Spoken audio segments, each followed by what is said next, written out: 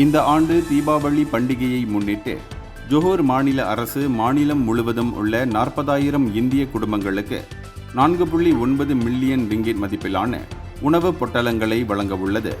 பண்டிகையை கொண்டாடுவதற்கும் சமூகத்திற்கு ஆதரவளிப்பதற்கும் ஜொஹூரில் முதன்முறையாக இத்தகைய ஒரு முயற்சி முன்னெடுக்கப்பட்டுள்ளது. ஜொஹூர் பாரு லிட்டில் இந்தியாவில் நடைபெற்ற பங்சா ஜொஹூர் தீபாவளி பஜார் திருவிழாவின் போது ஜொஹூர் மந்திரி பசார் டத்தோ ஆன் ஆஃபீஸ் காசி இந்த திட்டத்தை அறிவித்தார். இந்த நடவடிக்கை சமூக மேம்பாட்டு முயற்சிகளுக்கு பக்கபலமாக இருப்பதுடன் மாநில அரசாங்கம் ஒற்றுமை, நல்லிணக்கம் ஆகியவற்றின் மீது கொண்டுள்ள உறுதியையும் எடுத்துக்காட்டுகிறது.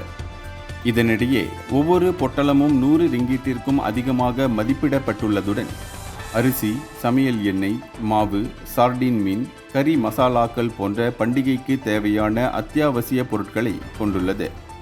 இந்த குடும்ப நலத் திட்டத்தால் குறைந்த வருமானம் கொண்ட குடும்பங்கள் அதிகளவில் பயனடைவார்கள்.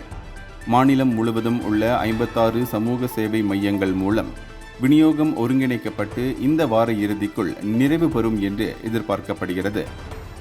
இந்தியர்களின் இதய குரல் மக்களோசை.